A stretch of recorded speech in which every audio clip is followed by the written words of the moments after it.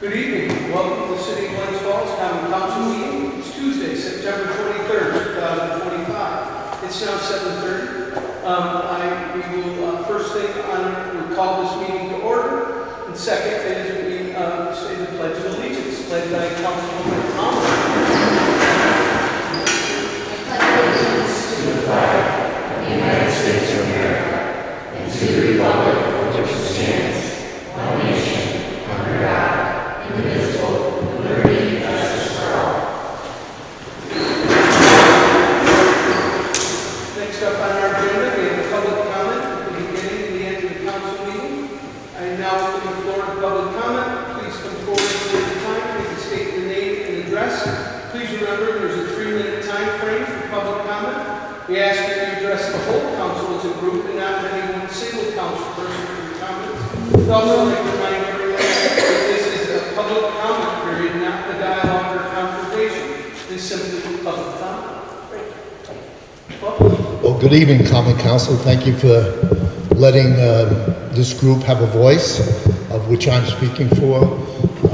Up in the mid, local people from all around. This thing confuses me because I want to talk.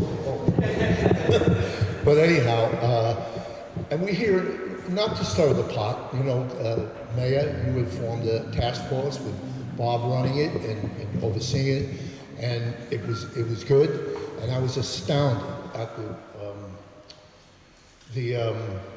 the facilities we have, the things that we have in this community just wiped me out. That it's very impressive, folks. There's so much for people who are in need of services to get them. But we're finding that we're not getting any place. That's our opinion. Even though we have all these services, we're finding that this homeless is all around. It's getting worse and worse all the time. And we're stakeholders. We're taxpayers, we're citizens who care about this community. And that's why we're here. We're saying, how do we go about this? Please, can we help? And, I go back to a little step further that, 15, 20 years ago, we were in bad shape here. We were in terrible shape, and everybody knows that. And little by little, people came in the community, little things happened. And the library was one of the first ones, like 02 and 04. Then the Wood Theater came, Davidson opened the thing. And I've been fortunate enough to be a part of all that. Being on the task force for that, when the library first got turned down, and then it went out for more, and business people got together, and it worked out. And the vote came back. So, and the Wood Theater, and then you had, Miller doing stuff, and Peter Hoffman, which supports this totally. He's on vacation, and it just kept going on. And then what's his name, Levinsky, who built the apartments and so forth. So we've watched this place come up. And the concern for me is, and the group, is that, the concern is where are we going from here? Are we going to go back down? We took over the Civic Center, this group of amazing people, and we made an arrangement with the deal. Jack Diamond had to sell it. It was $150,000, if I remember right, in the black. He said, Ed, we have to sell this place. We had amazing people take it over, then what happened? Then the Queensboro Hotel was built. And little by little, we've just grown. Now there's a great tax base in our community. Everybody knows that. And we're concerned we're going south. And we see that in every little community throughout America. All these places are going, all the cities are going backwards. And now we see things going, and I think we can all agree, a little to the extreme to straighten it out.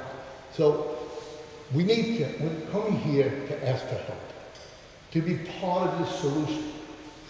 To have a voice, to take care of this place in the proper way with taxpayers. When citizens can't go into the library without comfort, they can't take their grandchildren to the library. And we have people here who will attest to that, and I'm not going to ask people for their names. When the Knowles have to apply to the county, to the city, to put a fence up, because the people in that beautiful building, we'll all agree, one of the most beautiful buildings in our city. Flowers planted, well taken care of, people sitting in the old fashioned, like on porches, and we're going to put a fence up. This woman and her husband have to go for a fence so they can't see the public mess at the shelter, the bus shelter. Where are we going here? Where are we going here? We need to fix it. And we can't say, well, we got this, and we got this, and we do this, and we do that, because we all know it. And we appreciate it. We all know what an amazing place this is. But we're asking for help. We're asking for help. Let's do something. And the only place this can get done is right here. From the mayor down to the people. We are willing to sit. We need some effort to move these people along. We can't stand here and say, well, maybe, we can't do this, we can't do that. They can tell us to go to hell. They can sit on it. We need to do something. That's why we're here. I can't ask for any more than that. I don't think anybody can. It's not a political issue. It's not left, it's not right, it's not this, it's not that. It's asking for help. We don't want to march in the streets. We don't want to do that crap. We want to be here and look for help. So please, for the people that are here and many more out there that share this view, let's stand up and do something. Bob has another task force coming. And one thing was short-sighted, there weren't enough business people on that task force. We all know it. Danny, you were there, we had all the services, and it was wonderful. I was so impressed, it was amazing. But we need to hear a voice and sit down and make some decisions. Do we all understand that? Is that an unreasonable question? I'm asking, is it an unreasonable question? So, please, is there anyone who anybody here want to say anything, or we all do? And for information only, there's a task force meeting next Monday, 1 o'clock, on the second floor of City Hall. And I invite anybody who wants to come to that to come. Thank you. Thank you.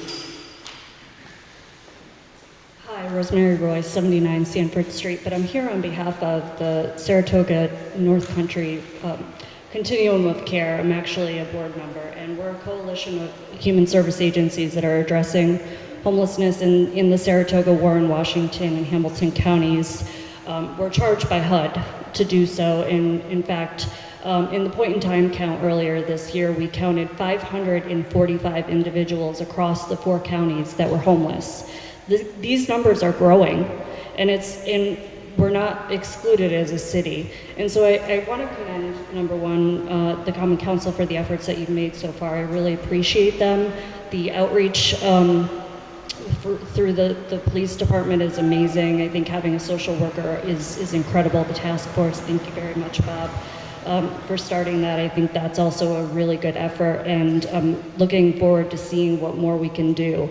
Also, the ARPA funding that was dedicated to helping individuals with mental health challenges is also an incredible step. But I wanted to come up here and offer some solutions, because there are a group of agencies that are working on this issue, and we have been for many, many years.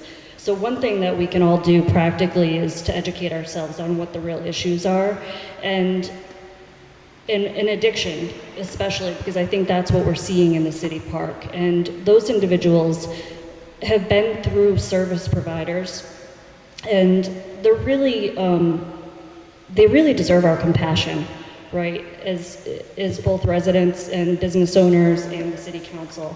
The numbers are alarming of the number of people that are facing homelessness. But a couple of things that we could try, we do have BID, and I appreciate your efforts, is dedicating more resources, such as outreach, such as adding some clinicians to the police force to help, some Serpas to get out there and talk with individuals that are facing addiction, I think would be a practical solution. And to anyone in the audience tonight, or even anyone in the city government, we're always looking for new members of the COC.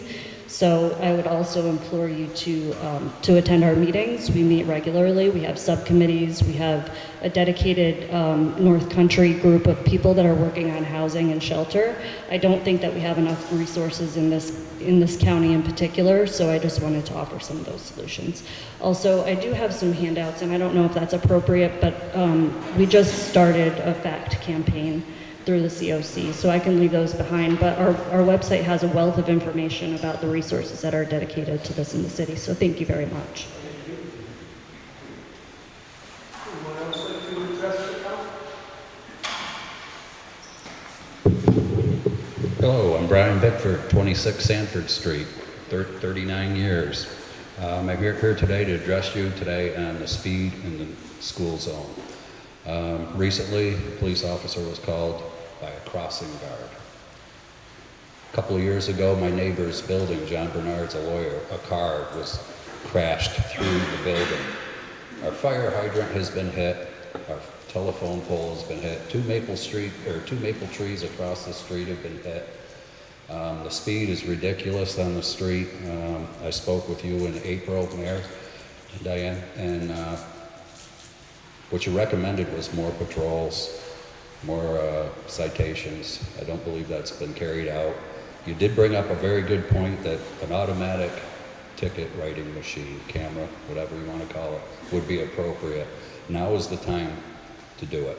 The speed in there is just crazy. This is a school for handicapped children. I had an electrician at my house last week who was passed on Sanford Street in the school zone.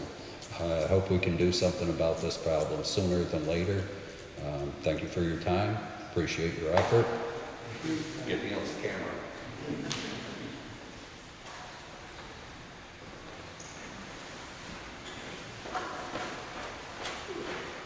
Hello, Sean Palladino from 32 Peter Bend, and since last May, me and a couple people from the Glens Falls Run Club have collected over 100 bags, or exactly 100 bags, along the Feeder Canal Trail as well as South Street Extension. And while it is great, we also have a plan in place because the Feeder Canal Alliance helped me submit an application for an Adopt a Trail. So we're going to actually have funding for trash bags, gloves, and I guess t-shirts to try and get more folks to help clean up the canal. But also, I would urge you to try and get the city cops to hang out at the Finch Paper parking lot, because there is a ton of beer cans that I'm a little concerned that there's been some drinking and driving situations that could also explain potentially a lot of people speeding along Glen Street. So hopefully, I'm just happy that we're cleaning up and we got a plan in place, but I think we need more trash cans, especially as the city grows, especially with the homeless population.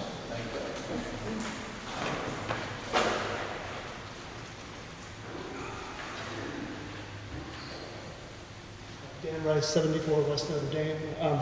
Just had a question about 9.1. The $30,000 number for the pond, is that's contingent on the appraisal of the pond? Like it might be more, it might be less. Contingent on the college and the Board of Public Supervisors. So they're getting it reappraised, and then they'll decide what they need to ask for it. The county's suggestion was $30,000, and they're getting it reappraised to make sure that that number is sufficient. So they is the college? They, the college, and the county together. It's the county. Okay, so that way there's no conflict of interest, basically. The county's funds the college, and it's part of those efforts and support the city of Glens Falls purchasing the land, but it's the college. Gotcha. The other thing I was thinking, that we've been talking about nuisance properties. While you're doing the budget, has there been any thought to putting money aside to buy the nuisance property? Like if there's a huge problem with spending a lot of money sending police to this nuisance property, say, I think Lawrence Street is what I'm thinking of. 26 Leonard, sorry. So many police calls there, we're spending a lot of money doing that. Is it legally possible for us to set a fund aside to literally buy the building and then auction it off or something like that? Just spitballing. There's got to be a solution besides just doing apparently nothing. So just, I mean, if you put like $250,000 aside, make an offer on the building, move everybody out, and then auction it back off to somebody who's going to fix it, that would solve that problem in my mind. Um, There was one other thing, but I can't remember what it was, so I'll save it for next time. Thank you.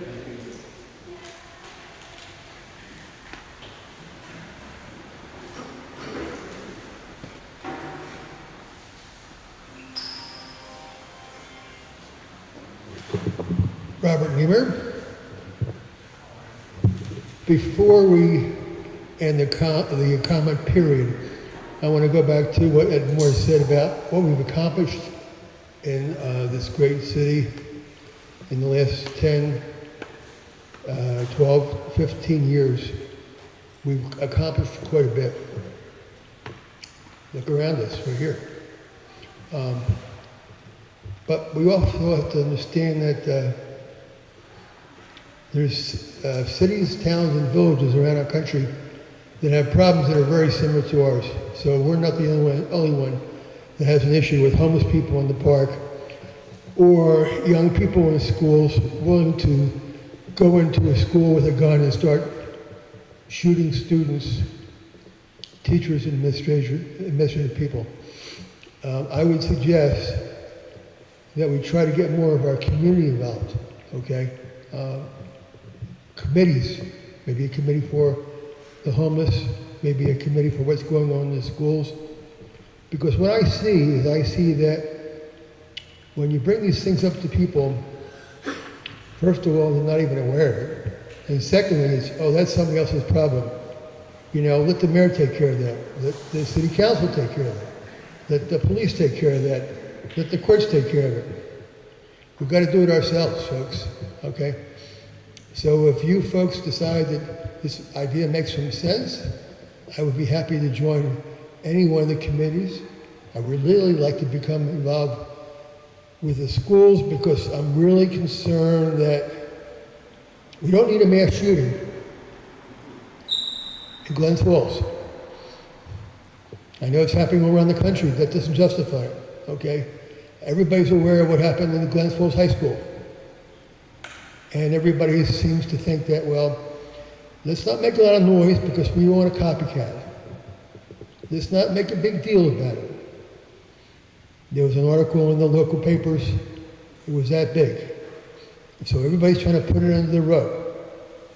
Please, okay, when you're not here with us, when you're here alone in a meeting, talk about it and come up with some ideas and ask the community for help, and I'll volunteer to be on one of those committees.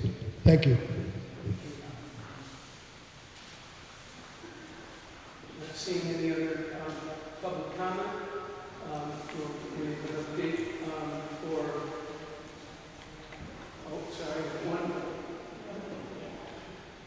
we have one public comment that somebody sent us an email and asked us to read it to the record, so we'll do that before we go on public comment. Dear members of the Common Council, as a business member in Glens Falls, I am committed to ensuring that our downtown remains safe, welcoming environment.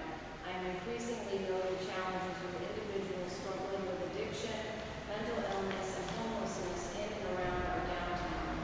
While enforcement alone cannot resolve these complex issues, neither can businesses shoulder them without coordinated support.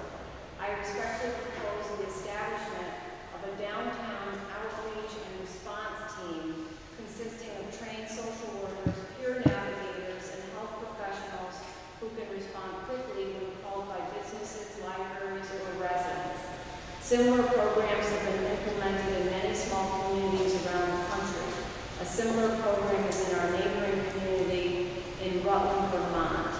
The downtown outreach and response team would provide the following services: provide on-the-spot crisis intervention, including overdose response and service referrals, offer transportation to treatment, shelter, or stabilization facilities when appropriate, reduce reliance on law enforcement for nonviolent issues, track incidents and outcomes to help measure progress.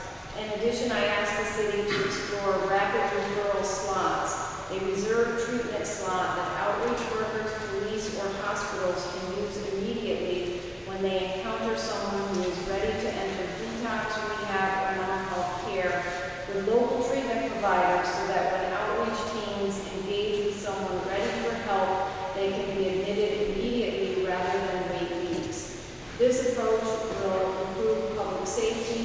restore confidence in our business district, and most importantly, give individuals in crisis a real chance at recovery. I am hoping city leaders will be open to discuss how this model can be funded and implemented in Glens Falls.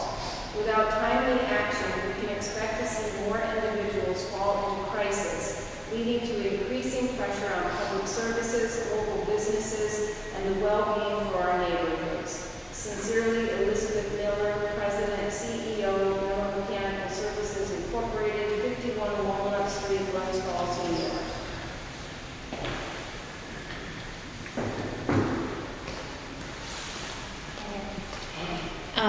Christy Alexander, owner of WorkSmart Co-working and meeting space, at 237 Glen Street in the historic bank here.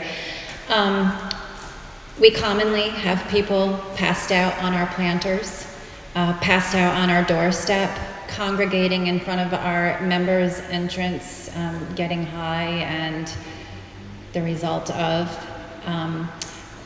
I've mentioned before to the mayor, we've had conversation. I think it would be helpful to have some sort of communication system, which could be super simple in this day and age of technology, where you keep us abreast of the accomplishments of the task force, different things that the task force is trying to do to take care of these situations.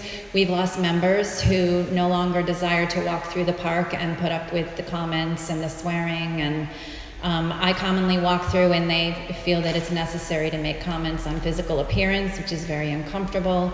And anytime that they're approached, asked to move along, they get belligerent and mouthy. So I just think that it would be helpful if you could keep us business owners in the downtown region abreast of what's happening and what progress has been made, so that I could at least ensure my members that this is being taken care of. Thank you. Listen, again, as I said earlier, please come next Monday at 1 o'clock at City Hall and eat your voice. We appreciate that, but I run a business at 1 o'clock on Monday afternoon, so. It's very difficult for us to find time. I understand that. That's why I think it would be really great if there were some sort of communication and, a little bit of kind of back and forth, so that we can share our concerns and that we can find out what you're doing, and again, assure our customers, our members, our clients that the situation is being handled. Yeah. And we do post that on our website right now, those meetings that we do have, but it's a brief posting, and I appreciate your comments, but maybe we'll be a little more in depth so that you can get that information. And I think Monday we'll also talk about how to better communicate with the business community downtown. That would be helpful, because I do look for that information, and so far I think just maybe the Post-Star or the Chronicle does some reporting, but even if you didn't communicate with us directly, but put that in some sort of portal where we could access that information, that would be helpful. Right. After this public comment period, when we get into committee reports, I suggest that the downtown business people stay here, because I will educate you tonight in a very brief fashion about where we've been and what we've accomplished and where we're at right now. I absolutely will stick around. Thank you.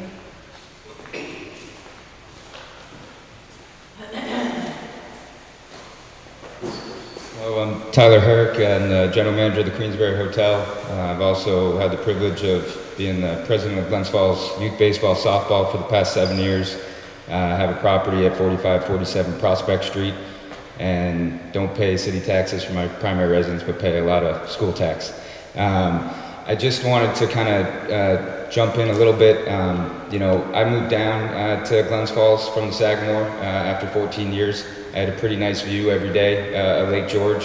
When I first moved to Glens Falls for work, and Ed asked me to be part of this kind of project of revitalizing our downtown hotel. I love the city and my office, and I have a great office, and I get to look over City Park every single day. And what's happened over the past 2 years is just very sad, and it's tragic. And I have a huge heart, and that's why I dedicate a lot of my personal time to softball, baseball, and AYHA, and every other sport that my children play and other kids play. I spend that time at Glens Falls Youth Baseball and Softball because I feel like there's a lot of people in our community that their children don't have positive male role models, and I think being a coach and being there and trying to clean up that facility is a big thing.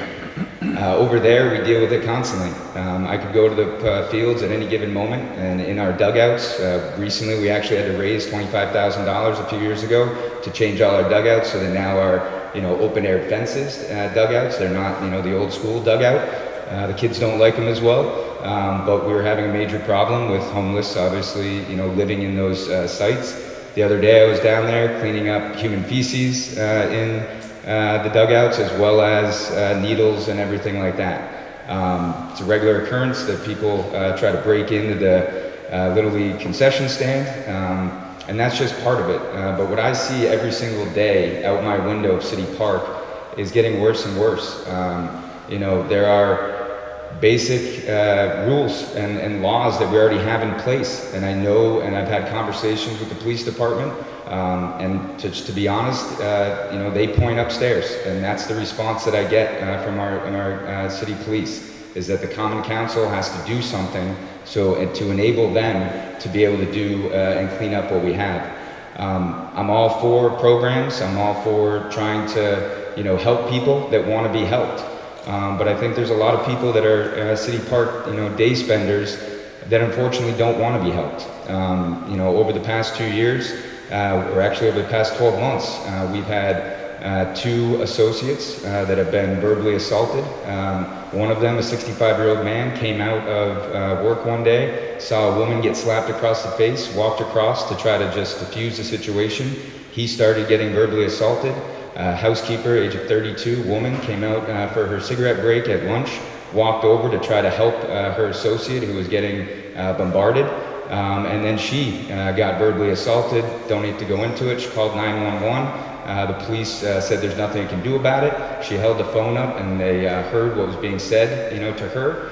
They drove around, slowed down, and just left. There are basic things like you cannot smoke cannabis in a public park. And I can tell you right now, I could put up a tracker cam, or I'm not a hunter, but a hunter cam out my window, and it happens regularly every single day. And I want the city to try to do whatever we can to help these people and get on their feet.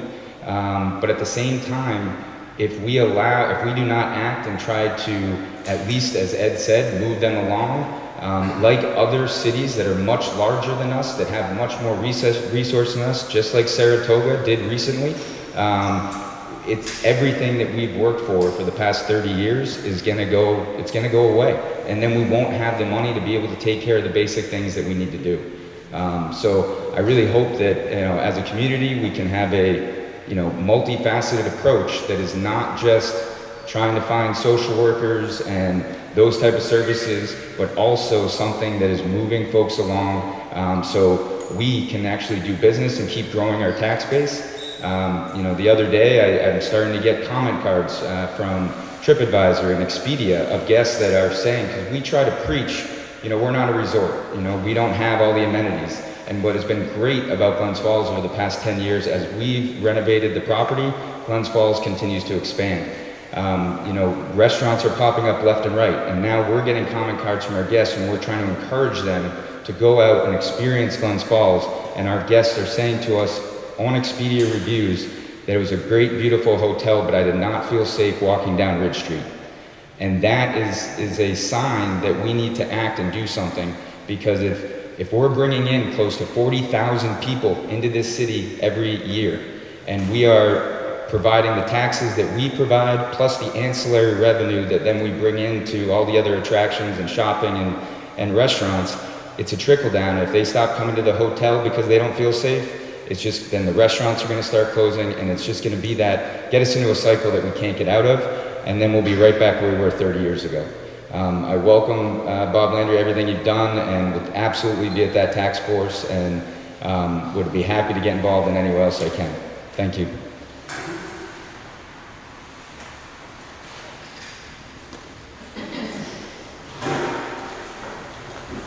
Hello, I'm Gina Mincer with the Lake George Regional Chamber of Commerce and Convention and Visitors Bureau, and we are tasked and charged by the county with going after meeting, convention, sports, and bus tour business.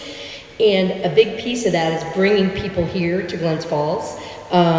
We've only got so many hotels that have meeting space for major large conferences, from here at the Queensberry Hotel up to the Sagamore and a few spots in between.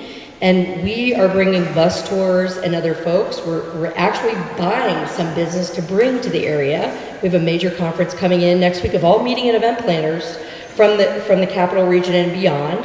And a big piece was to do a dine around. And when folks were here on a quasi site tour, and what they saw was, well, we might have to have our meal at the hotel and not go out because we don't feel safe. Or we've had a site tour where we had to bring people in the back side of the hotel so they didn't see what was going on in the front side of the hotel, which is a beautiful entrance, beautiful park. So there are thousands of people that we bring to the county, and that we're paid to do that. We go out and sell this region. We go out of this area to bring people here, but we can't bring them here if they don't feel safe to go ahead and spend all of their money. So just know that there are people that are trying to sell this destination even differently than the staff of the Queensberry Hotel. And we want to bid on the basketball event again and other things. But if people aren't feeling safe while they're here, it doesn't behoove us to try to sell it. So just know that there are efforts to bring folks here to do that and to keep that economic vitality right here in a totally different way than our property owners and other things. The county is backing this as well. So just know that this is a big piece of that welcoming experience. Thank you.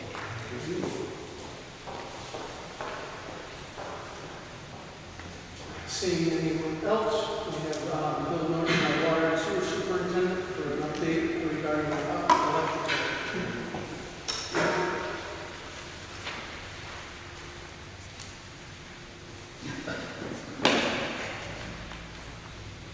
Good evening, members of the Common Council, and thank you for bringing me in today to the mayor to speak on the electrical upgrade project. We are at the 90% completion of the design. Right now, we are planning a workshop for October 8th, where city staff at the wastewater treatment facility are going to review everything, come up with their questions, sit down with our engineers, Wright Pierce, and go through the plans, the specifications, and get them ready to go out for a bid. I know that we've looked at different funding sources. We've approached EFC over the time. We've been told that we don't score well enough to receive funding. We can get financing, but we're not getting any kind of grant traction because the project isn't a water quality issue, they say, and I don't understand that because we don't have a piece of machinery down there that doesn't work on electricity. So with that, I have our drawings here, which are over 200 pages of electrical drawings. And I know Bob sat in on the committee to select Wright Pierce roughly 3 years ago. And we've gone through all of this, and this is where we are now. And we plan on going through that workshop and then come before the mayor and the council to see how we want to proceed, whether it's bonding, see if we're going to go through the EFC financing channels, or if there's anywhere else that we can find any kind of financing through the state. We do have a couple of bonds coming off. We have the ESCO 1 and 2 bonds coming off, and that's going to, after the ESCO 2 comes off and then ESCO 1 comes off, we'll roughly be down about $1 million. This kind of project, the electrical system that's there now, wasn't well maintained, and it's been there for 40 years. I don't have a problem with bonding this for 30 or 40 years, because I know I can speak for myself. I know going forward this would be maintained. Probably wouldn't need to really be maintained the first 5 or 10 years, but after that, we'll keep spare parts. We'll make sure everything's checked out. We'll look at the infrared to make sure everything's tight, and so that we don't have any faults. And it'll give us 3 different sources of power. We'll have 2 dedicated lines from Niagara Mohawk, and we'll also have backup generation, so that we'll never have to worry about being without power. With that, I guess I'll open up to any questions. How much is coming off in bonds? How much money is coming off? This year, just about 145,000, and then next year, just under 800,000. So just over $1 million between this year and next year. So if we set that money aside, we can use that for. Correct. And, you know, the electrical project started out at 11 million, then 14, then 17, and I know we just came before you for an upgrade to 20. Reason being, we all know how these components have gotten crazy. Now everybody's worried about tariffs. Our engineers are very conservative in their factors. You know, they don't want to come and tell us that we're going to bid a project and it's going to be 14 million and it comes in at 17 million. That doesn't look good for anybody. So they don't want to underestimate these kind of projects. The long lead times, the ability to get the materials, and that has led to a lot of these increases and cost increases.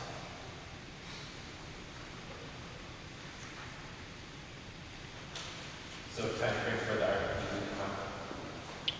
RFP? The bid, you mean? Yeah, the bid. I would say probably late December, beginning of next year, early part of next year. First, it would come to the council. for Yes, well, consideration. yes, well, we can't go to bid if we don't have the funding. And before that, we need a recommendation from the water and sewer. Correct. And Yeah. so you're hoping on October 8th, meeting with Wright Pierce and your staff, to ask questions and clarify everything that's in this, Mm-hmm. make sure it's complete. Yes. Then it'll go to the water and sewer board for their input, Yes. recommendation. And then you'll come back to the council, thinking November, December. Late November, early December, and see how we would like to proceed. We're going to need the front-end documents if we want to bid. We're going to need all of the financials to be in place so that we can go ahead and secure a bid, and then make sure we can secure funding, whether it's through EFC in New York State. Will you have heard back from EFC because you applied? The application just went in Friday, September 12th, along with the upgraded engineering report that they requested. No, I was just at a NICOM conference and I was talking to the representative from EFC who was very familiar with our project. I can't remember her name, but she said she'd been working on it. She said something about us finding really good 0 interest to 1% interest loans. Is that the case? That's what would be the case with EFC, you know, and then we'd see if we want to go that way, or what the city can secure on their own. Obviously, if we go through EFC, we have to go through all of their regulations and commitments and follow all of their regulations. If we fund it ourselves, we can maybe get all of the equipment we want rather than equipment that they're saying, well, no, you know, lowest bid, things of that nature. So I guess we'll see all those options once you have them. Yes, and I think Karen, I can't remember her last name, was the woman that we talked to, and also Daniel Alt from EFC. We've been providing a lot of information too. And working closely over the last 4 months, I think since June, we were going back and forth with everything. You would have that information before you meet with the council, to talk about the options, right? Yes. Any other questions? Can you email that giant document to us, or That document? is it scanned somewhere? It's too large to be emailed. Well, you can put it on. Dropbox or We have SharePoint. SharePoint. I can figure it out, yes. We have OneDrive. Yeah, because this is just the drawings. There'll be another 2 specification books that'll probably be 3 to 4 inches each that this project is used in. And I don't want to play it down, but this is just an electrical project. I mean, I've built treatment plants, you know, for $44 million that, you know, 30 years ago. Now they would be $200 million. This is a very complicated project to go ahead and replace a whole electrical system within an operating wastewater treatment plant. You know, you got to keep everything running while we do this. Thank you. Welcome back. Thank you. Thank you, Matt. Committee report, Councilman Clark. Yes, the council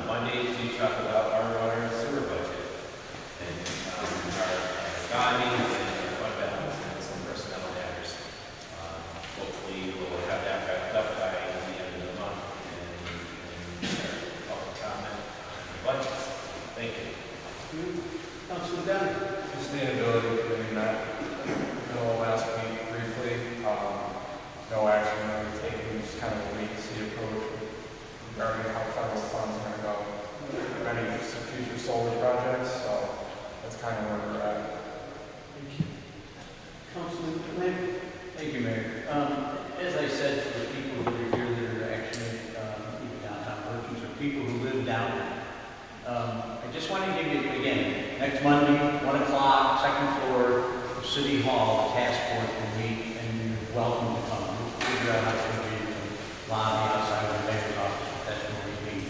I just want to give you 2 minutes of where this whole discussion about homeless people in downtown Glens Falls came from. In 2007, I was the executive director of the Glens Falls Housing Authority. We ran voucher programs for homeless individuals in conjunction with Wade House at the time. And the then mayor said to me, we need to put some people together and look for a homeless shelter. We have a homeless issue. That was in 2007. That's 18 years ago. In 2007, we put a group of people together and we visited Burlington, Vermont, Plattsburgh, New York, Saratoga, New York, Albany, New York, Schenectady, New York, and Poughkeepsie. And we looked at where they ran homeless shelters and how they ran and what successes or failures they had. Every single one of those places that I visited with that group of individuals that the mayor had given me to work with, when we left, they said to us, if you build a homeless shelter, they will come, Bob. And if you build a homeless shelter with really, really good services, which our Wade House and our Open Door Mission and our Veterans House here in the city, we do that. This is a quality community. We offer good services to the homeless individuals. And we kind of just moved on from it. The Open Door Mission got built. There was a new addition of a facility that's down on Cooper Street that addresses not just homeless individuals, but some homeless individuals. But there was no options. In fact, some people, when we talked about this, it was the NIMBY thing. I don't want a homeless shelter. Fast forward to today. I was started, I think, Roy, you gave us this information. I've been peddling approximately 400 homeless individuals in this area based on point-of-time counts and PUD mixes. And I was involved in those for years. And I thought the number was 400. I'm told here tonight that the number is actually over 500. 500 individuals. Not all that are here in Glens Falls, but all of your support services here in Glens Falls or in this area are located. So we do have a gravitation. City of Saratoga, we invited them up to our task force. They sent up the head of Shelters of Saratoga, Dwayne Vaughn. He ran our Wade House successfully for years. And he told our task force, Bob, the city of Saratoga has been fighting this issue of the optics of homeless individuals on the streets of Saratoga for 4 years. And then he said, and we've accomplished nothing. We've accomplished nothing. The one thing that the mayor did correctly was he saw the problem, he listened to the people who brought it to the table, and he helped. I didn't establish that task force. He did. He asked me to head it only because of my experiences in the past. I can tell you this, there's lots going on that play into that situation downtown. One of them, most recent, that I'm concerned about, is that Saratoga, who's now put some fairly strict laws into place to try to control their homeless population. They're chasing homeless people out of Saratoga. And for $1.50, they now got on trial under Glens Falls, where just like I told you, those executive sessions said, you build a good one, Bob, you offer good services, your social service department is right on the money for taking care of those individual people. And they'll come, and they're here. So we took the approach of, we knew, and we got that from a number of social service agencies that were represented on our task force, that we needed money and we needed people, and we applied for money through the county for the opioid funds that they had, and we just were awarded those monies, and Diana could better tell you where they're going to go, but I won't hold you up because it doesn't matter. But on the long-term solutions for homeless people in this community, I think that we've made the right move. Now it's time to talk about the optics. So that Tyler Herrick doesn't have customers saying, had a wonderful time in your hotel, had a terrible time in your community, or I didn't like the look of it. As the individual, and I apologize, I can't remember your name, came from the Lake George. It's wonderful that Lake George is looking at the city of Glens Falls and wants to have as part of the tourism effort for the county. But she just told you we got a black stain, that we've got to do something. So please come Monday, because it's time now that we've done the first step. And like I say, we haven't been doing nothing. We've been at this thing since 2007, I had anyways, and in Washington City, as things would come up, they tried to address them. We need to have some ideas for you folks. And I'm going to tell you something right now. This will never go away. Your homeless problem in your downtown area will never go away. It's had unbelievable impacts on cities like Burlington, Vermont, and Pittsfield, Massachusetts, and even Saratoga, if you listen to the press that was on it. I think we're ahead of the game. We're not 4 years down the road, like Dwayne Vaughn said, where we're basically saying, we've been 4 years talking about this and we haven't done anything. We've only had the task force in place for about 6 months. I think we've made a lot of inroads. I feel terrible for Kathy Effie from the Crandall Library, because even though a lot of us over the summer, where'd they go? Our tax dollars are buying security guards for the Crandall Library so that they can make that place a welcoming, secure place. Your tax dollars are buying it because they got homeless people and they don't know what to do. Is there a quick answer? No. Come Monday, and I'd like to hear what your ideas are. Thank you.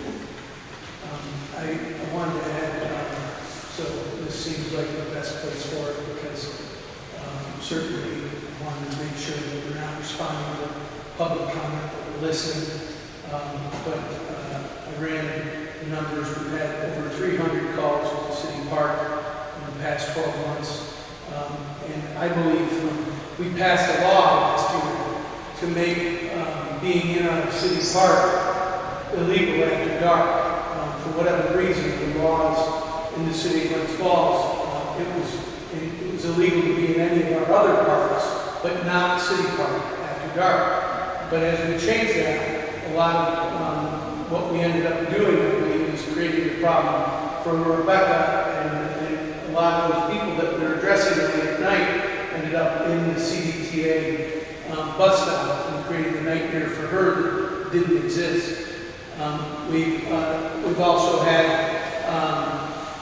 over 120 calls at the bus stop. We are working with CDTA, the new CEO there, and he is willing to help us to move folks along, and there is to make people that are there for the buses, they can be there, and if they're not there for the bus, then and they won't move along, that they would sign the complaint to make that a trespass charge.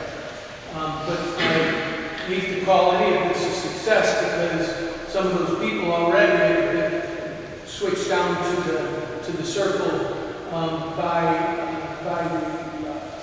the Burger King. And so when we meet at the last budget meeting, I've spoken to Chief Smith. Well, I speak to Chief Smith almost weekly about this topic, and we are working on several different things. One might be the addition of a security officer in the old Donnie Wong position that was eliminated maybe 10, 12, 15 years ago. Everybody knew Donnie Wong, and Donnie Wong knew everybody. And we also have asked Chief Smith to start to assign an officer to our city park when we're not on calls. We are potentially, with the committee, Bob will have them look at language for maybe a public intoxication law that I think is there, maybe with a new focus for our officers. And then we did just receive from the county the announcement of the LEAD grant money, and with Darlene and Chief Smith working on pulling that together. That will give us not only a new position at City Hall, but also referrals to the service coordinator from the grant. So not only did we get a grant, but the Catholic Charities got a grant to provide service coordination that will be directly dedicated to our folks in our park and folks that need help in our city. Doesn't seem like enough, I just wanted you to know that these conversations were ongoing, and as we address problems, new ones crop up. It's not the same people. We had a relief. The numbers have dropped in the spring and early part of the summer, and that is due to a bunch of different circumstances, people that became eligible for housing through County Department of Social Services. Those folks aren't back, but there's other new folks that are there.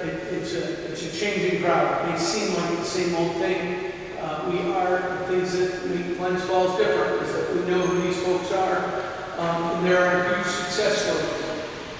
But it doesn't, having a half a dozen specific success stories, including last week, where this woman had been staying underneath our picnic table outside of the police department and was refusing services from us. From bad experiences that she had with the Mental Health Association. We were visiting with her daily, trying to help get her the services. She pushed us off. We removed the park bench, or the picnic table, and she walked into City Hall late, early morning last week and asked our officers to finally take her to the hospital. When they were helping her, normally they would call an ambulance, but they had known her and they felt grateful that she finally had hit a bottom to the point where she was willing to accept some help. She suggested to the young officer that was working the night shift that she put down a tarp in the back seat of the cruiser. And so they did. And when she got out of the police cruiser, there were magnets that had fallen out of her pants. This is a real thing that happened. We're grateful that we are here and that we could help. I know specifically of a dozen of these successes, but there are more than a dozen, 3 or 4 dozen that won't take help. This is not a simple problem. Homelessness in our country rose 18% in the year 2024. And I saw a statistic today that showed that as property values in a house or in a community increase, that the rate of homelessness can increase almost as much as 8% per $100 of the average rent of that community. And our community, those rents are going up. So we may be seeing more of these trends. Again, I'm not making excuses. I'm telling you about what we're doing and how we'll continue to do it and how we'll have the task force address it. That we're grateful that we got this lead money to address it. We need to also change some laws and help our officers that are working with these people. And I wish I had some simple answer at my disposal, and I do not. Committee reports, I'm sorry, Councilwoman Palmer. I'd like to expand a little bit on that since I'm on that committee. Is that okay? Sure. And another thing I would say that is something that's positive is that a few years ago, we got a letter from the police union saying they were so understaffed and losing people because of the salaries they were paying, and they were concerned they won't be able to actually staff the night shift. So the Labor Management Committee met with the police in this last negotiations, and we gave them a significant bump to improve recruitment and retention. And at our police budget meeting this year, Chief Smith let us know that they are now fully staffed and overtime costs are going down. So that is one thing that is a positive. Another thing is that in my first term, I actually worked with Mayor Hall to establish a police social work program. And the intention always was for our social worker to be able to supervise clinical interns to put more bodies into the community to help. And we just got our first intern this last week, so that's positive progress as well. I wrote a grant for the LEAD program, which was also started during my first term. And Darlene edited it, and then we partnered with Catholic Charities, and it went through quite a bit of the approval process, but we did just on Friday get that approval. So for those not familiar, what that will do is for low-level offenders, people who have interaction with the police that are not violent, they can be offered a different path. Either you can be arrested, you can go into the criminal justice system, or you can, on the spot, be handed off to a case manager, and that case manager will follow your progress, and you will have accountability. And people can make referrals, besides police officers, the business community can make referrals. If there's somebody in the Queensberry Hotel or at WorkSmart or one of your businesses and you're concerned, you can make a referral to the lead bureau or to our lead organization, and we can send a case manager out. So this is not going to solve the whole problem at all, but it's going to be a good tool in our tool chest. And we did just get those. We got our grant fully awarded, and so did Catholic Charities, and Catholic Charities will be hiring the case managers that will help us with this. So that's another positive thing. One question I had, I know that there's been talk about a transportation hub and various things. I don't know if we've ever considered whether the bus stop downtown is in the right location, and if we might want to consider moving it. I did reach out to AGFTC, and they said that if Leader or CDTA asked, they could do an assessment and see if there was a better spot for that. So that is an option, potentially. I don't know, what we would find, but I think that might be something we could look at. So yes, this is a complex problem, but we have made some substantial moves to make it better, that we are only just going to start to see the benefits of in the months to come. My other committee report is for building and codes. We had to postpone our last meeting because our department head was unavailable, and now it's budget meetings. We're in budget meetings almost every night, so I'm going to wait until budget meetings are done so that we schedule that. But what we're going to be talking about is reviewing the fees in the building and codes department. So for anyone who's interested in that, please give us your feedback so that we have that feedback when we have that committee meeting. Thank you. Committee reports, Councilman Lapp. The Technology Committee will be meeting Monday, October 6th. Committee reports, Councilman Bills. Yes, special projects, we are still looking to have a meeting, like I said, we're in a lot of meetings right now, but we are looking for the public's input for Havens Cove. We're looking to redo it, and we definitely want the public's input. So after the budget and all that, we won't have a debate, but just on the radar. Consent agenda, there are 5.1 Could we, everybody want to pull the consent agenda? yes, could we move 5.4 to the regular agenda that involves minutes? Okay.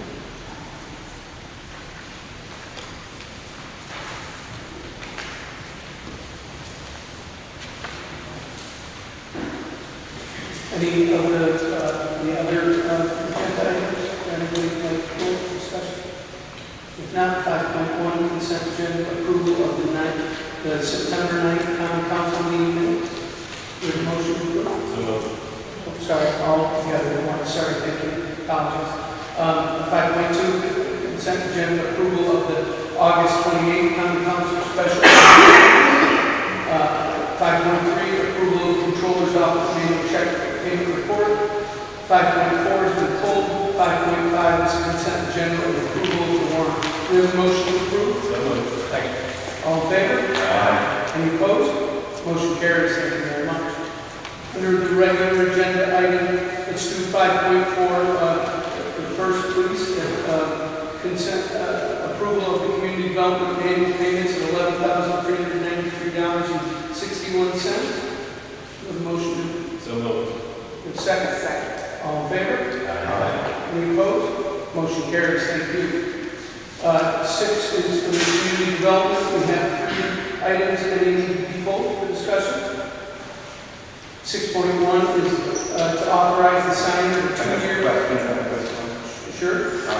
There was no cost associated with this in any of the detail. The authorizing the signing of an agreement with Platinum Fleet for lead-based paint risk assessment services. We're not finding the details.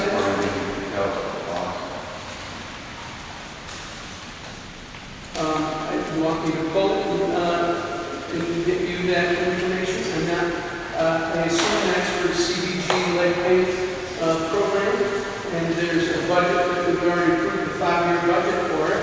But would you like me to pull it? I would like to know what the cost is for the agreement. I think that should be included in the agreement. All there is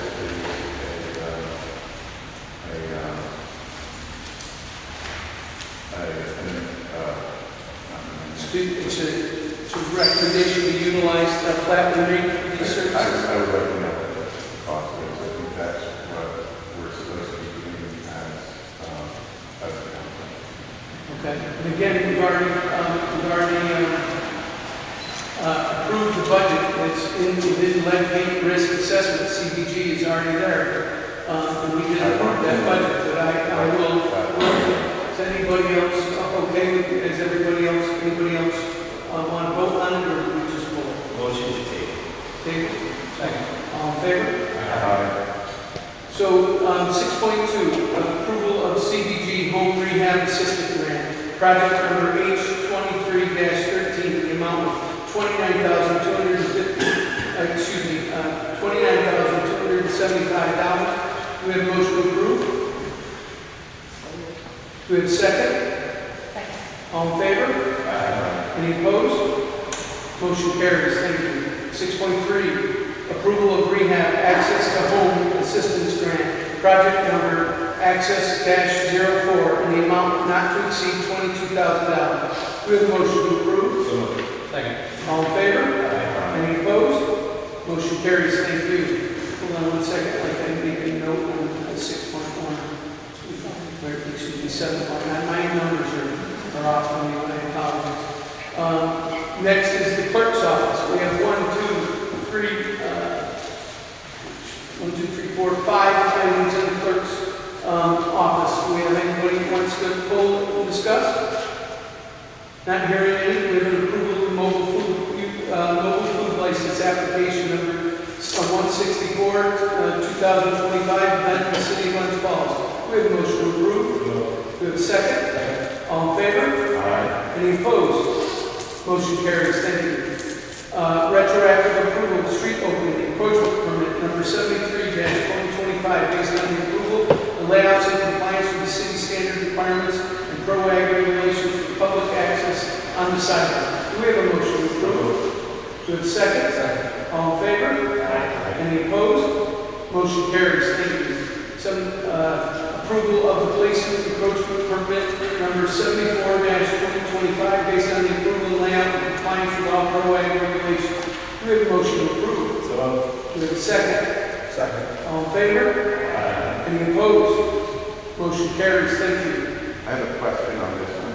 7.4. Just in the future, when we're talking about temporary closure, or we're talking about approaching permits, that would be in the agenda, so that we don't have to dig through the pack to find out that information.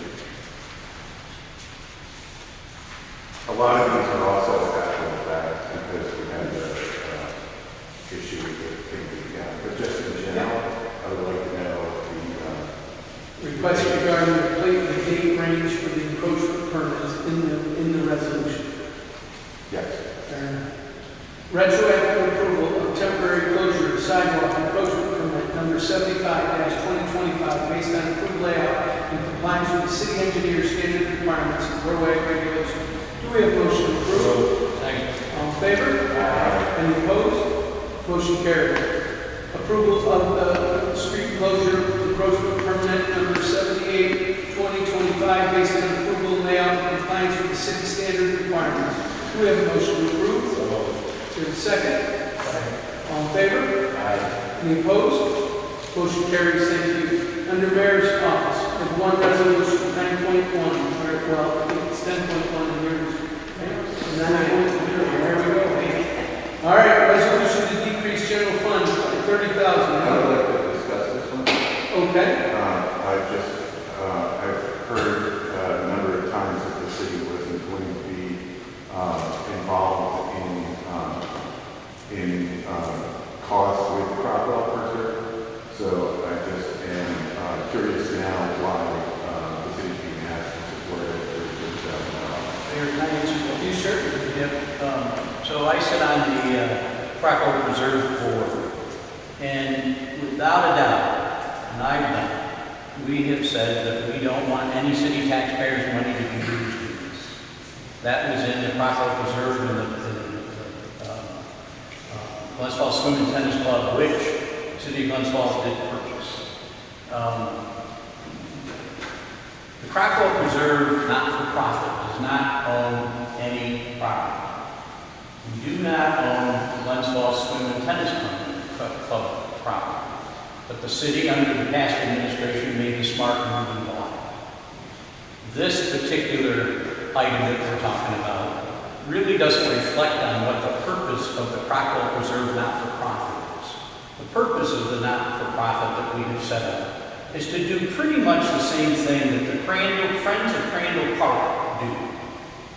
We want to develop, we want to fundraise, we want to go out to the community and see where we can get the money to build an environmental education park, which is strongly supported by the county. It's in their consolidated plan, and it's also strongly been endorsed by our elected state officials who think it's a wonderful idea. But we never had any intention of ever owning property.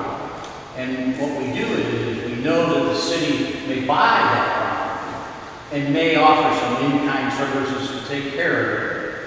Right now, out at the Swim and Tennis Club, the DPW comes in and mows right where the entranceway is to make the property at least look good. We've had homeless people out there. So the Glens Falls Police Department has been involved, although it is in the town of Kingsbury. They always refer that out to the sheriff's department. So this isn't an attempt at all, Ben, of the Crockwell Preserve not-for-profit to get out of an obligation. We don't want to. Well, I'm speaking, please.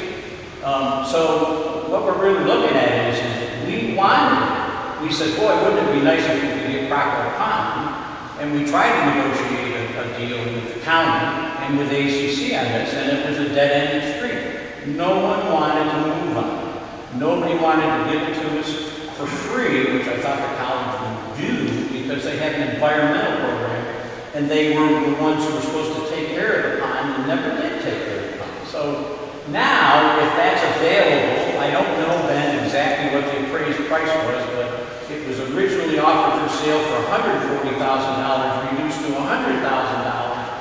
When I understand the mayor, because he kept our organization pretty well informed about this, that when the mayor got into the negotiations with the county and the possibility of Crockwell Pond being part of what someday may be looked at as the new or the next Crandall Park, that we would have everything in place to do both of that. We've been approached by people on the other side of Quaker Road who want to give us 50 acres of property.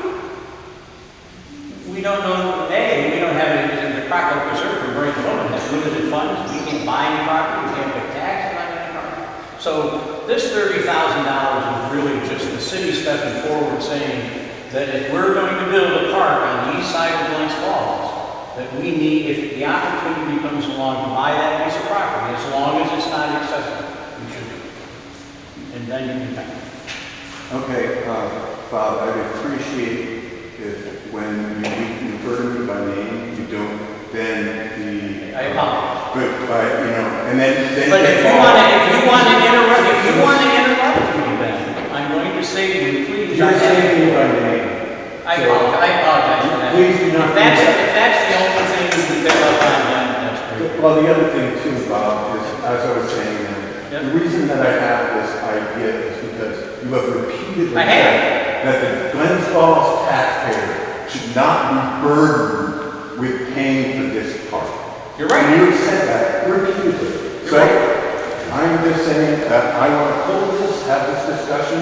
Also, there is a park on the east side. Where? There is the baseball park. Well, It's called East Fields. It's on the east side of Glens Falls.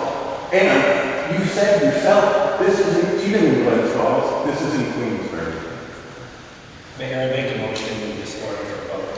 Mayor, I need to abstain from this vote. Okay, thank you. So we have a motion to move this, would be 9.1, sorry. Do we have a second? Second. All in favor? Aye. Oh, wait. We should vote. Roll call, thank you. Roll call vote. Roll call vote, so let me read the resolution. Resolution to decrease general fund by $30,000, increase A134642-2007, real property acquisition by $30,000, to purchase the Crockett Pond property from SUNY Adirondack, and furthermore, to authorize the mayor to enter into an agreement facilitating this transaction upon the completion of the reappraisal and contract once it is created by SUNY Adirondack, supported and reviewed by the Warren County Board of Supervisors. We have a motion to approve. We have a second. Roll call vote, please. Oh, we have one abstention. I'm sorry. Roll call vote, please. Yes. Yes. Yes. Yes. No. Also, just for the record, Councilman Landry has always abstained when dealing with the Crockwell. I'll change my vote and I'll abstain if that. No, you can't. You did, you voted? Mary, did you vote yes? Thank you. Motion passes. Thank you very much. 10, Police Department.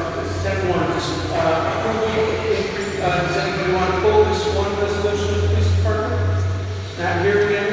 A009999-2680, insurance recovery by $500, increase A231204325, Police Department motor vehicle repair by $500. Do we have a motion to approve? Do we have a second? Second. All in favor? Aye. Any opposed? Motion carries. Thank you. Under purchases, we have two items. Would anybody like to pull for discussion? 11.1 is the approval and accept the Grasshopper Inc. proposal in the amount of $74,712 regarding CGF 25-04 RFP for 2025 tree purchasing and planting as the only reliable supplier. Do we have a motion to approve? Do we have a second? All in favor? Aye. Any opposed? Motion carries. Thank you. 11.2 approves the award to the sole bidder of 2025 paving and striping bid CGF 25-05 in the amount of $31,820 to K5 Corporation of Rockland, Mass. Do we have a motion to approve? Do we have a second? All in favor? Aye. Motion carries. Thank you. Opposed? Motion carries. Thank you. 12.0 Department of Public Works, one resolution. I'd like to discuss this as well. Okay. I'm just curious how we went this long, knowing that we were off by this. Is this related to the tax adjustment for the, what's that, 14 Hudson? No, I don't believe it has to do with any tax. I think they're just moving money from oil to asphalt to garbage. Oh, I'm sorry. So under discussion and vote, if this is to approval to decrease expense line A45110-4363, street maintenance oil asphalt by $1,200, and increase expense line A78160-4487, garbage by $1,200. Do we have a motion to approve? Do we have a second? All in favor? Aye. Motion carries. Thank you. Under water and sewer, we have one resolution. Ben, do you have a question? Yes, I did. I wanted to know why we're moving money around for better taxes on. So I believe that money is being moved from one line to the other because we haven't collected those taxes and we haven't in other places in the budget. We'll go back when the money is done. It has to do with both the accounting and also from the line being incorrect. It's just it was the last second thing that the school tax and the property tax on our taxes. That means those are the taxes that we own, the communities for the watershed property that we own, and the money will go back in when that money is collected in taxes. Okay. We have approval to decrease. Do we have a motion to approve? I'm sorry, let me read it. Decrease water fund by $145,875.33, and increase F78350-4495 taxes by $145,875.33. Do we have a motion? Do we have a second? All in favor? Motion carries. Thank you. Any opposed? Motion carries. Thank you. Old business. Councilman Clark. Councilman Donahue. No old business. Councilman Danner. Thank you, Mayor. I handed out to everybody at their seats beforehand some information that the personnel office has been gathering through the Labor Personnel Committee. It's somewhat preliminary, so let me just give you a little background on this. Right now, our health insurance for city employees is approximately 25% of it, a little less, maybe 21, 22. It's a lot. It's $5.3, $5.4 million a year. We last year was able to negotiate a good price with no increase, but with a comment made from carriers that you'll pay for it next year. And next year's here, and we were presented with a 22% increase in our health insurance costs. That's not any additional benefit or any additional things that we're going to carry, that we're going to provide. So we started looking for alternatives. And the committee, which is Diana Palmer and Mary Goodman and myself, started to talk about self-insurance. We had people who came in with proposals on self-insurance.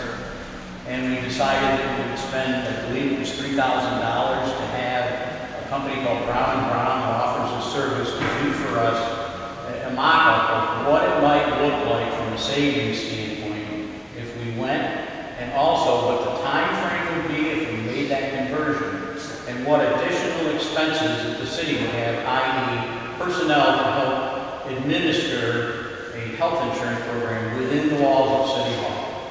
And in these two proposals, Judy also received from our present carrier, who did not make a proposal or anything on self-insurance, an alternative to that. Judy gave me both of these. She got the report from Brown & Brown, I believe, last Friday, and I think she got the report on what they call the difference card has been presented to them. But here's my concern. Either one of these is going to require additional personnel in the city. Probably from discussions I've had with a couple of cities that are very similar on it. I had one today with a city that's 13,000 people, 200 employees, so similar to Glens Falls, it's unbelievable.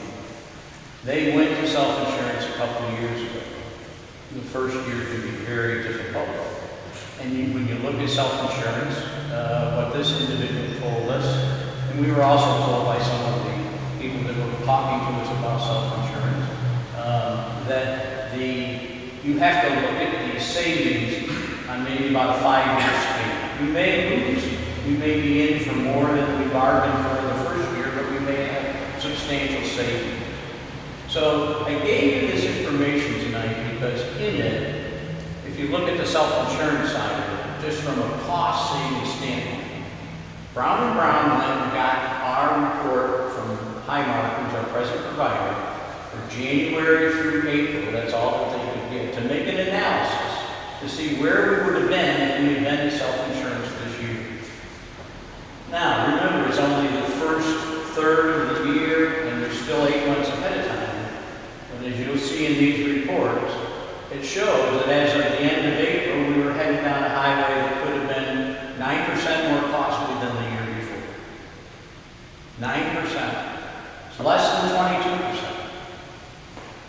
But when I looked at this proposal that Highmark threw in, because I think Highmark thought we were probably going down the self-insurance route, and they didn't have a package to present to us, offered this thing with a difference card. It's like halfway to self-insurance. You still would have to hire somebody. You would be administering some of it here. The risk isn't as high, but the savings are more substantial than peers. All of this, remember, is being put out by people who want to sell you policies.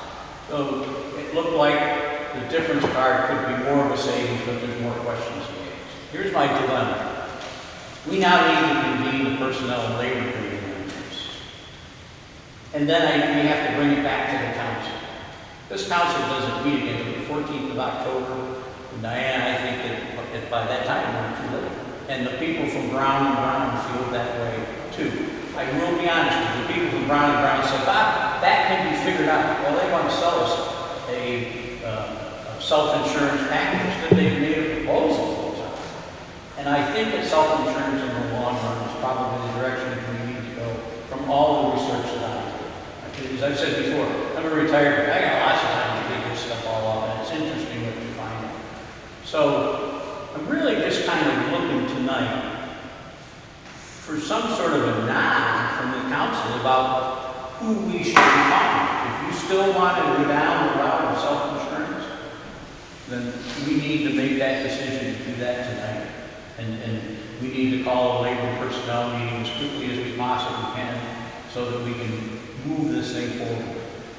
Or we can call the personnel committee together to gather more information and get back to you by the 14th, which may be a day that's too late to take one of those options and move forward. So I'm not looking for a vote, I'm looking for some discussion on it, and I'd like to know what the other council think.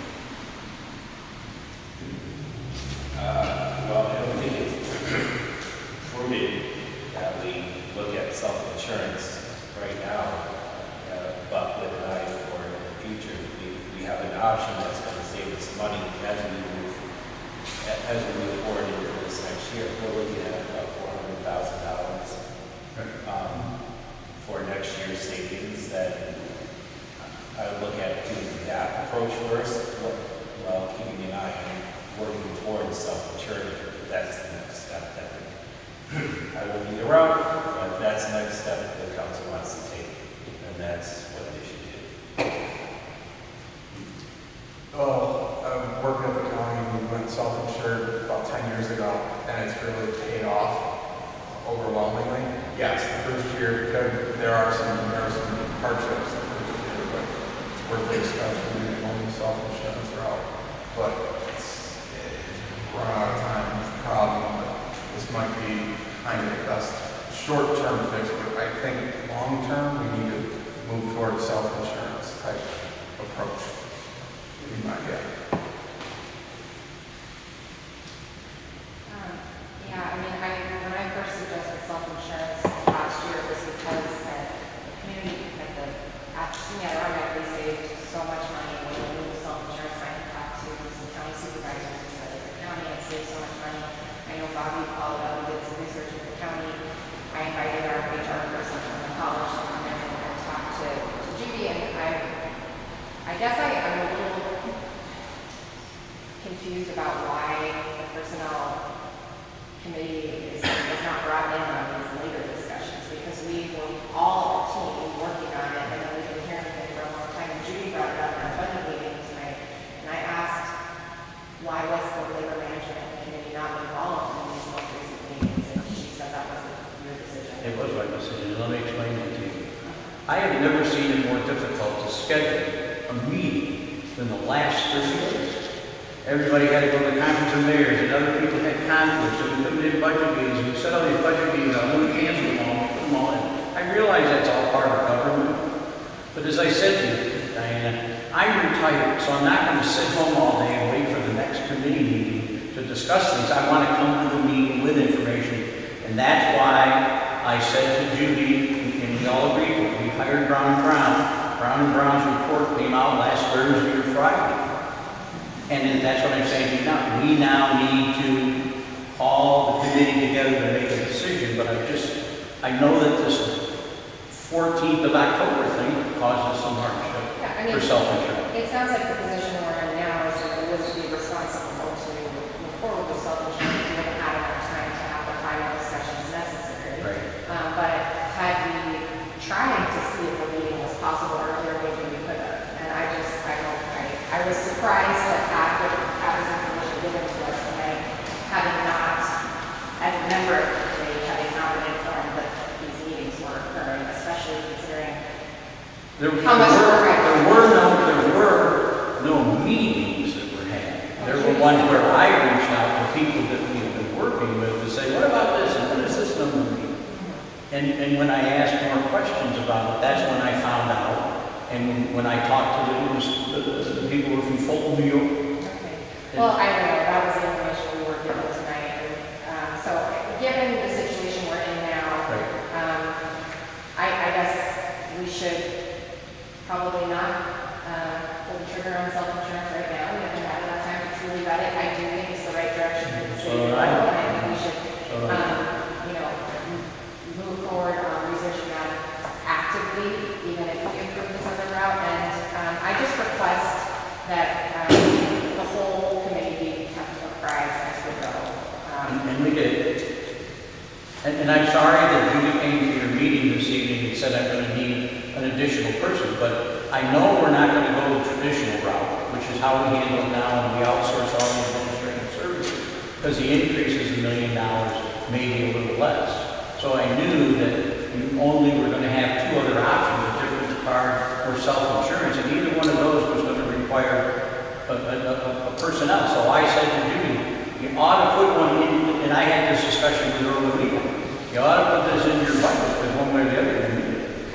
Well, I mean, we can't go back. So No, we can't do go that back. going forward. And I think we all are in agreement. I didn't hear from you yet, but I bet Mary would agree too, that we want to move in the direction of self-insurance. So let's just take the Let's take the first step. first step with the information we have at this point. That would be my thought. I would say also that we had council budget meetings all week and last week, and you had opportunity to address us at any of those meetings to get us up to speed. So it seems disingenuous that you would want us to go forward in any other way than to say, let's examine it more long term.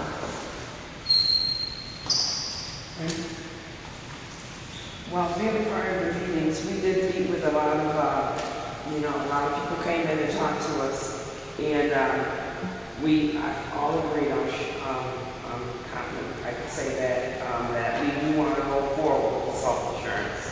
But our first step, I think, should be our first step, and I'm in agreement with the council that should be, I feel pretty safe. That's all I was saying. That's it. Old business, Councilman Conlon. I just wanted to reiterate my request that we have DDR and present a comprehensive plan. I had asked the last couple council meetings. I think it's important both for the council to be able to interact and, ask questions, but also for the public to hear about the process in a forum like this where it's recorded and they can watch it later. They can't always make the meetings. So I would really like for us to have that opportunity. The EDR is scheduled to be here at the first meeting in October, which is, I believe, October 14th. Okay. And they will come and do a presentation. That's good. Thank you. I'd also like to thank the tree commission for the tree planting that we have on our agenda. I think it's important to a lot of people in the community to get new trees. Old business, Councilman Black. Yes, one thing I wanted to follow up on was the cybersecurity incident. You had indicated you thought that you would get a response from our insurers by now. I also request that the city do a post-mortem, a full post-mortem on the incident so that we can look at different places where we can shore up security and lessons that we can learn from the incident.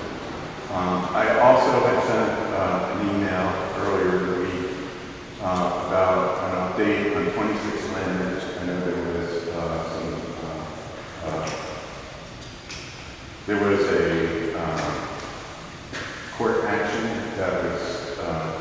scheduled last week. I'm pretty sure there was some findings from that.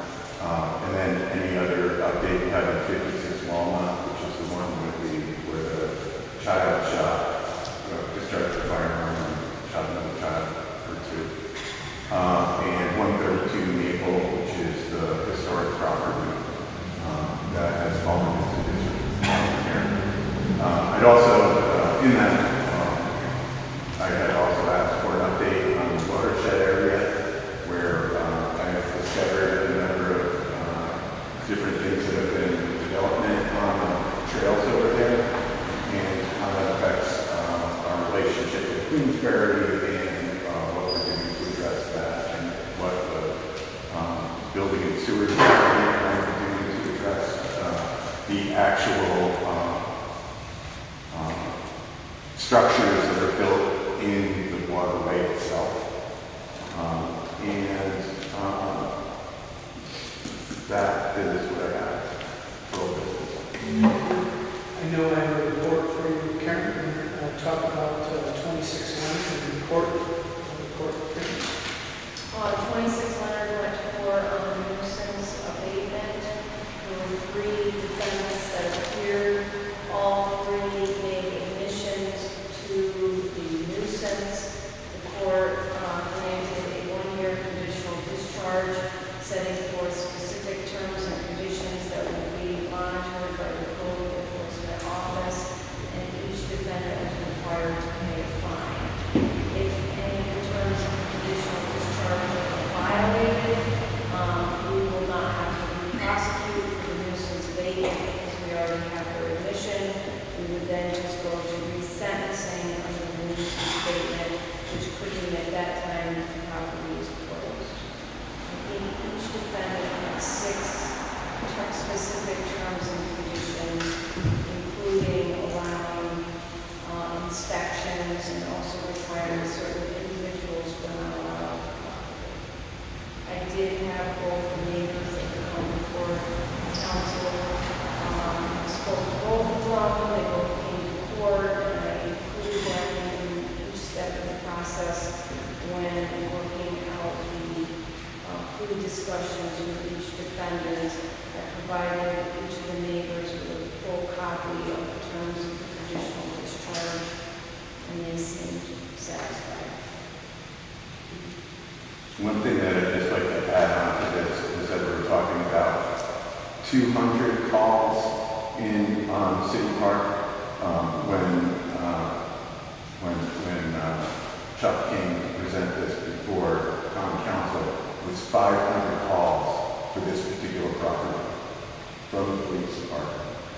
So we don't just have a problem downtown, we have a problem in our neighborhoods.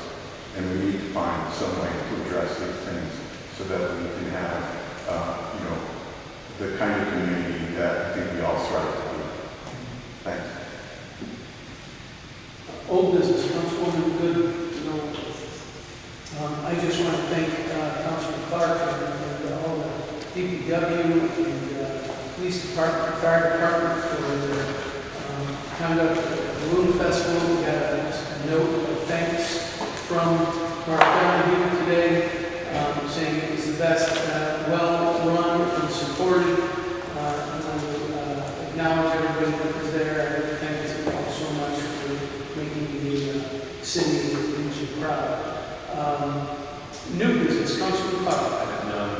Councilman Donohue. New business. Councilman Lane. Just an acknowledgement to what you just said there. This Balloon Festival has been in this community for 52 years. I was involved in the Balloon Festival board for 30 years. Never saw such a beautiful evening for balloons in my life. Even though they didn't fly 2 nights. And the best part about this whole thing, absolutely free for anybody to go to. So hats off to Mark Donohue and his crew who put this together. New business, Councilman Palmer. This is, I don't know, old or new, I guess it's both. I wanted to follow up on the volumetric rate study. I don't know if Bill's going to or you can, but we're in budget time, so it's important to talk about it. Last year during the budget, the council had expressed interest in looking at the way our water bills are and wondering if we're using the best method. And so we had commissioned commissioned a study, and I think the first attempt wasn't what we were looking for. And so I had asked for some follow-up. The last time that I got a response was in April, and I think you said it would be coming shortly, and then I followed up in May, and I never got a response. So I just, now we're in budget time, we're going to discuss the water rate, all of that stuff. I'd like to know if that study has been complete, so that we can have that information when we're making our decision. Well, we know Bill is meeting with those folks on Monday, right? And so we should have some stuff for you. You also have our budget meeting Monday night, I believe, for your water and sewer budget. To give you that, some of that information. But also we were thinking that not anything that you could use towards the budget right now, but have a special workshop to compare, because it does compare our rates with other communities in the area, and it has a lot of the information you've been asking for. So they're getting that final report, and again, It's just difficult to get the last aspect that they're looking for out of our software for our billing system. So do you anticipate that you'll have it for us on Monday when we discuss the water budget? I don't know if we'll have it. What we're going to try to do is pull it out of that billing system so they can analyze it and finalize it. New business, Councilman. No new business. Councilman Levin. No new business. Under new business, I just had the Special Olympics press conference is 11 a.m. tomorrow at Queensbury Hotel. The games are the weekend, I believe, of October 17th, 18th here in our community.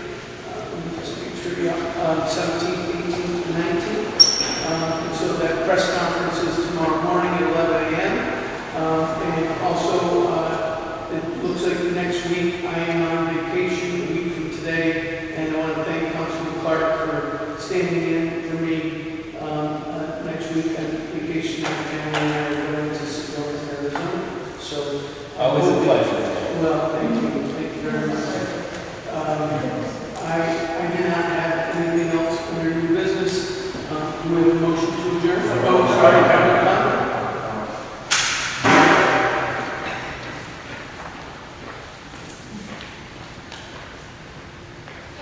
Sean Palladino again, and not to bring this down a little bit, but I just want to acknowledge a really horrible thing that happened last September 10th, where a gentleman took his own life and jumped from one of the parking garages. And I want to implore anybody that, even given that there is an issue with public services, the hospital is always open, and they added more beds into the crisis center. So if you feel like you can't live anymore, there's always help. See any other public comment?